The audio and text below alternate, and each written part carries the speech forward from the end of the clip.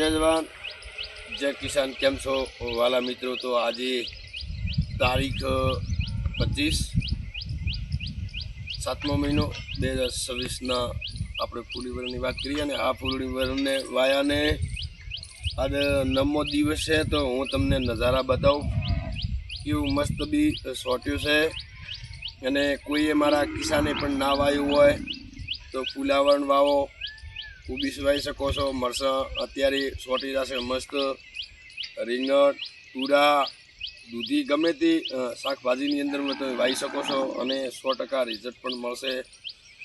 અને મેઠો પણ વરસાદ થયો એટલે બહુ સરસ અને રાબડીએ હોય એટલે પણ બહુ સોટી પણ જશે અને ન વાવ્યું હોય તો વાવી શકો છો। તો આપણે ફૂલીવરણના નજારા દેખાવો। આપણે 2 વીઘા જેવામાં ફૂલીવરણ વાવ્યું પણ એ પણ હું તમને બતાવું। થોડો વરસાદની બહુ ખેંચ હતી એટલે વરસાદ પણ બહુ સારો થયો હોય પણ ફૂલીવરણની અંદરમાં કદાચ પાણી બી ભરાઈ જાય તો થોડો પાણીનો નિકાલ કરવો અને કે વરસાદનું પાણી થોડું ઢાઢું આવે એટલે એના કારણે થોડા રોપા જતા રહે એટલે તો પાણી છે બાજુમાં પ્લોટમાં બીજે આપણે કાઢવાની સુવિધા રાખવાની। મારે ક્યાંય નીકળવા જેવી સુવિધા પ્લોટમાંથી પાણીની નથી, કેમ કે ઢાળ આ બાજુ છે તો ખેતર આ બાજુ છે તો આ બાજુ શેરીઓ આવ્યો એટલે પાણીની ક્યાંય સેફટી નથી। આ વર્ષે તો આપણે જે થયું તે પણ હાલને પહેલાં તો આપણે પાઇપો બીજું નાખી અને પાણીનો ઢાળ બનાવી અને બોરમાં પાણી પણ ઉતારી શકશો તો એ પણ આપણે બોરમાં ફાયદો થશે। તો હું તમને ફૂલીવરણના નજારા પણ બતાવું। એક તો આ ફૂલીવરણના નજારા આપણે 9 દિવસ થયા છે અને 9 દિવસની અંદરમાં ફૂલીવરણ મસ્ત પણ સોટી ગયું, નવી જડો મૂકી દીધી અને નવું પણ ફૂટ મસ્ત થઈ ગયું છે, તમે જોઈ શકો છો। અને હાલે નેદળમાં પણ આવી ગયું હોય કારણ કે વરસાદ થોડો 2-3 દિવસથી છે કે એટલે પણ બહુ મોટું થોડું થઈ ગયું છે અને પાણી ભરાયેલું છે એ હું તમને બતાવું કે રોપો નબળો કેટલો પડે છે, બરાબર। તો હું ચલો આપણે ત્યાં વિડીયો લાવો એટલે બતાવીએ આપણે પાણી ભરવાનું એ ઓકે।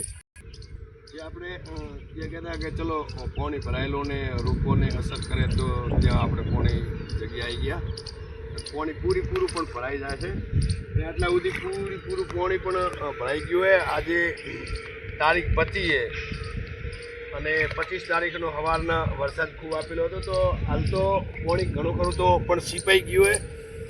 હાલ પાણી ખાસી જગ્યાએ આટલું ન્યારો થતો આટલે આવી ગયું હોય તો આપણે એક જ ખ્યાલ રાખવાનો કે આપણે શાકભાજીની અંદરમાં રજકા બાજરી થોડી ઓછી માર પડશે અને પણ જે આ વસ્તુ અત્યારે એ કે આ રોપા જેવી વસ્તુ છે ફૂલીવરણ કુબીસ મરચાં જે આ વસ્તુ છે કે એને તો આ રોપા સેદ પાણી ઓછું ખમીએ કે એના કારણે આપણે પાણીનો નિકાલ કરવો પડે।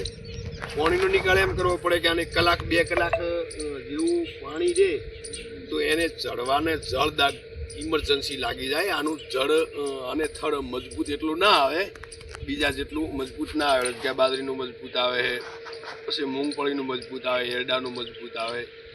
આ વસ્તુની મજબૂતાઈ ઓછી હોય તો આપણે પાણી 2 કલાકમાં એનો નિકાલ કરી દો તો બહુ સરસ રહે।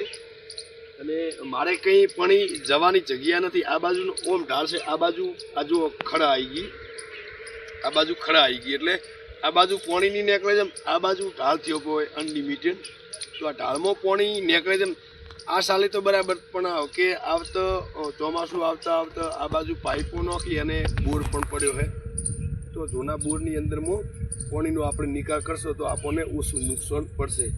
તો જય જવાન જય કિસાન।